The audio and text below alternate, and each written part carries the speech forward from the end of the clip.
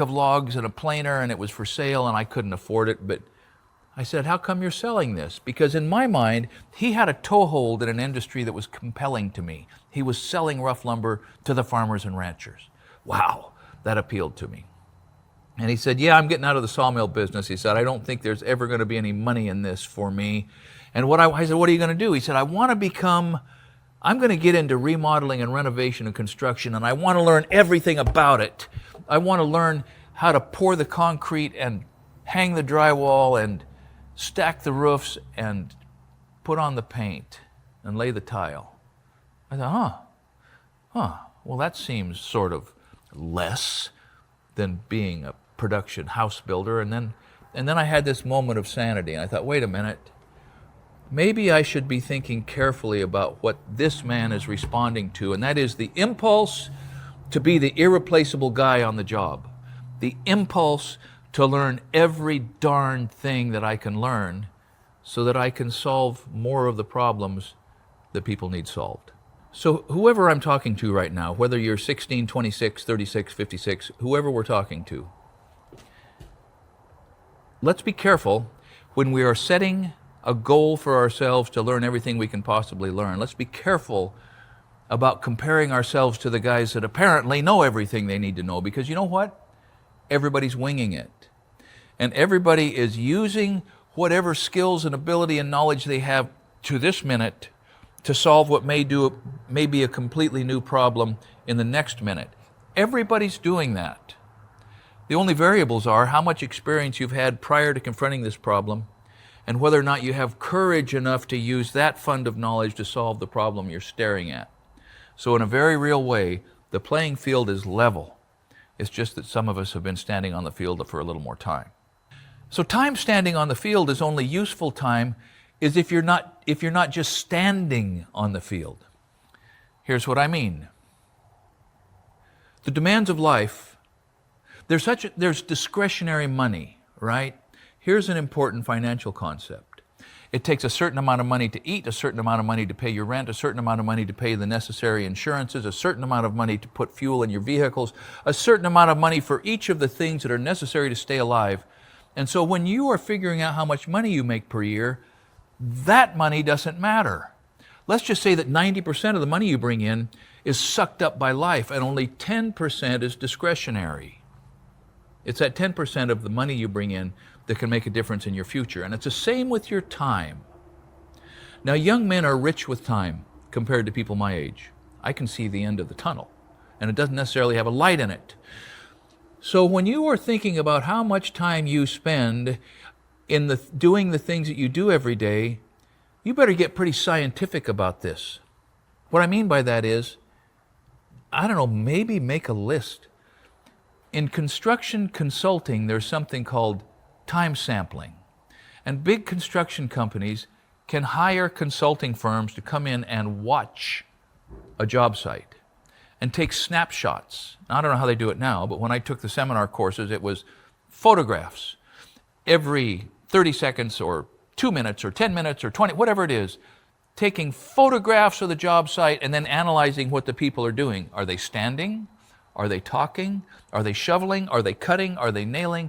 Are they troweling? What are they doing? And if you do that for long enough with time sampling, you can get a good idea of how much time it's actually spent in a productive way. Do that with your life. How much time do you spend drinking beer and watching football? It's not contributing to becoming the guy you want to become. What is it that you spend your time doing that you could spend in a more productive fashion if you actually want to be the indispensable man? Now, we only have so much time, repeating myself. I think if I was starting over again, because when I did it before, there was no YouTube. There was no online learning experience. There was only reading. So I read a lot. The novels I read didn't contribute or very little towards becoming the indispensable guy. The trade manuals, the Journal of Light Construction articles, the news, you know what I mean?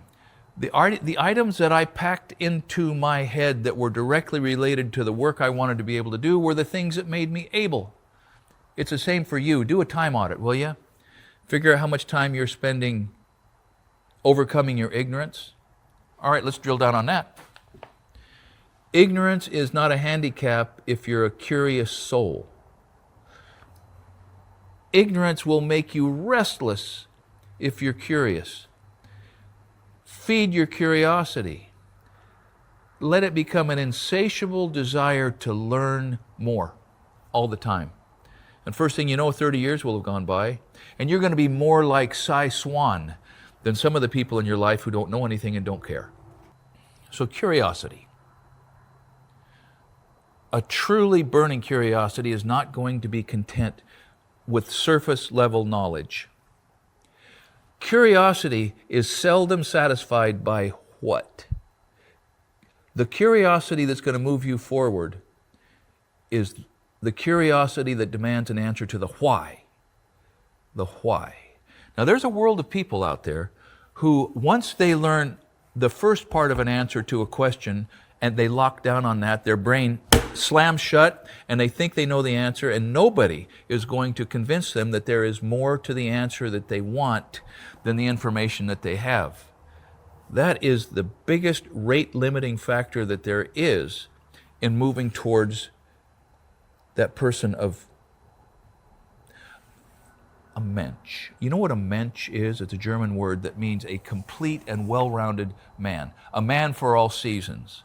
It's what you want to become, at least on the job site, and preferably everywhere else. And the obstacle to becoming a mensch is this terrible, crippling response of, yeah, I know. I know. When all you know is one little piece, like Isaac Newton, right? Walked up, somebody was admiring how much he knew, and he said, I'm nothing but a child, playing with the pebbles on the edge of an infinite sea of knowledge. We are all that. Even in construction, even in carpentry. Man, I've had people send me pictures of the journeyman projects of people that are coming out of French carpentry apprenticeships. Billy Dillon sent me some pictures. Holy smokes. I'm a decent carpenter, but I'm just like a child playing with the pebbles on the edge of a great big lake of carpentry knowledge that I have never had a reason to master, or maybe sufficient curiosity to dig up. So think hard about your curiosity quotient. Is that a word? I don't know if it is or not. But don't be content with what. Only be content to the extent that you begin to learn why. Okay, relationships. The people you know are going to move